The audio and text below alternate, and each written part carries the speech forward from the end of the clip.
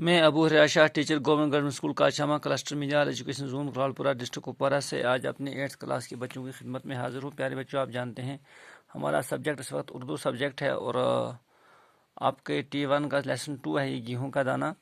تو آپ سبق کو جو ہے اس کے سارے سبق کو آپ غور سے پڑھیں گے اپنی کتابیں میں، تھوڑا سا مختصر کم وقت میں اس سبق کا خلاصہ۔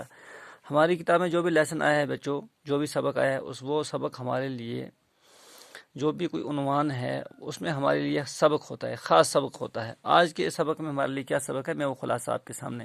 یہ اصل میں کہانی تو ہے یہ تو کہانی ہے ایک گیہوں کے دانے کی، کہ ایک زمانے میں کچھ بچے کہیں کھیل رہے تھے، ایک آدمی وہاں سے گزرا اور جو ہے دانہ پڑا ہوا تھا انڈے کی مانند، یعنی انڈے جیسا ایک دانہ پڑا ہوا تھا، وہ اٹھایا، پھر اس میں گہری لکیر تھی، ہے نا، تو پھر وہاں سے راستے سے گزرنے والے مسافر نے اسے مول لے لیا بچوں سے، اور پھر جا کر کے وہ بادشاہ کے پاس پہنچا، اور بادشاہ نے جو ہے اس کو جو ہے جب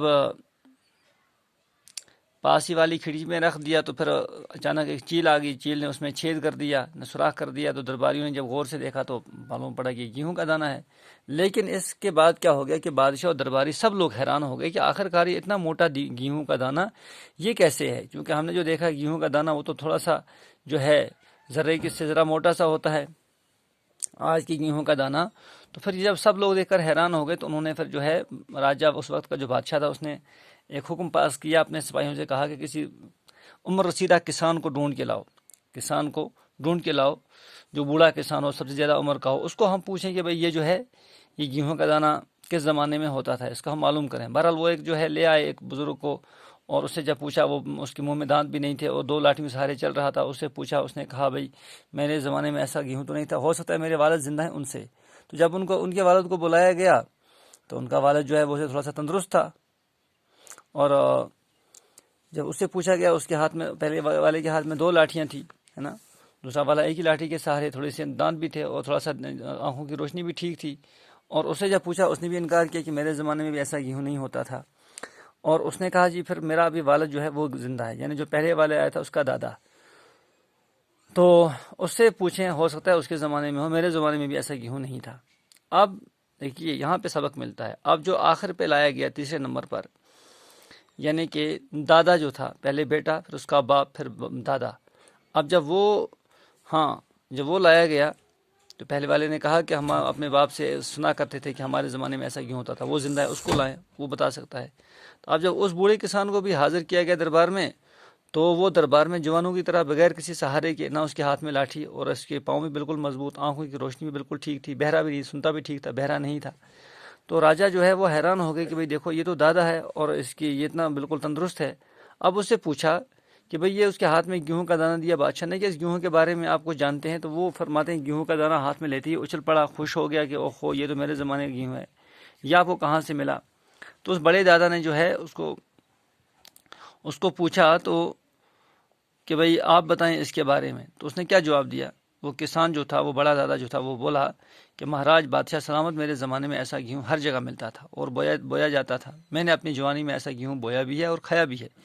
پھر بادشاہ نے پوچھا اچھا یہ بتاؤ کہ کیا ایسا گیہوں بازار میں بکتا تھا؟ کیا آپ لوگ کر کے پھر بازار میں لے کر گیہوں بیچتے تھے؟ اس نے کہا نہیں۔ کسان نے جواب دیا کہ بادشاہ سلامت، ہمارے زمانے میں تو اناج بیچنے کا گناہ کوئی نہیں کرتا تھا، ہم بیچتے نہیں تھے۔ ہاں، ہمارے زمانے میں پیسے کا کوئی نام و نشان نہیں تھا، ہم اناج کماتے تھے اور جو ہے اسی پر اپنا گزارا کرتے تھے۔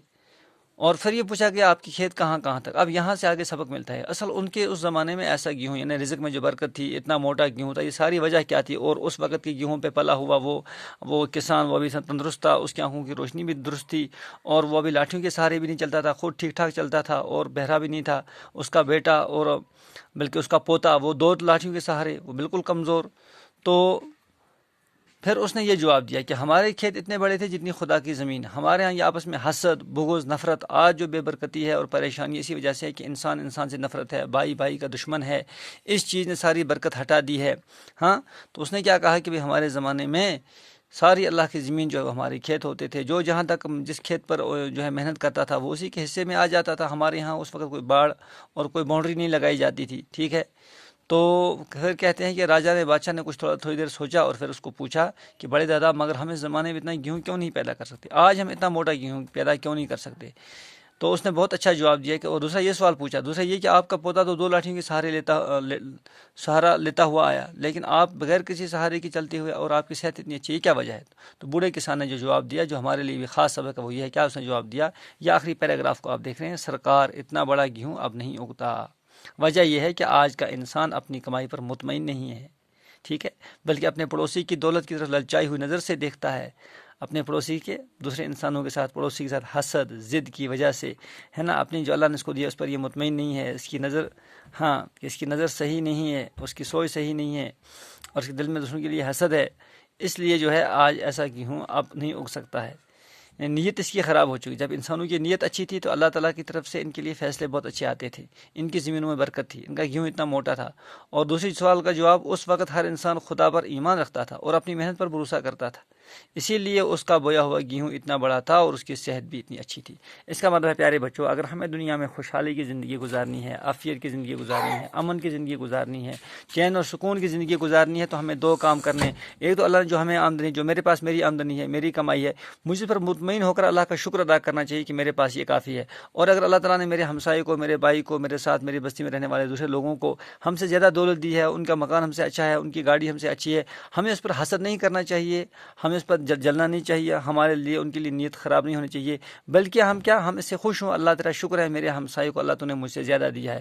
تو اس طرح سے انسانوں کی زندگی میں چین سکون بھی آئے گا اور ہماری صحت بھی اچھی رہے گی، ہم خوشحالی کی زندگی بسر کریں گے۔ اس لیے اس سبق سے ہمیں یہ سبق ملتا ہے پیارے بچوں کہ ہم ہر ایک اپنے پڑوسی کے ساتھ، ہر ایک انسان سے جو ہے نا، ہر ایک انسان کے بارے میں اچھی نیت رکھیں، اس کے لیے اچھا سوچیں، اپنے دل میں کسی لیے حسد، بغض اور دشمنی اور نفرت کو دل میں کبھی بھی جگہ نہ دیں۔ ٹھیک ہے، انشاءاللہ۔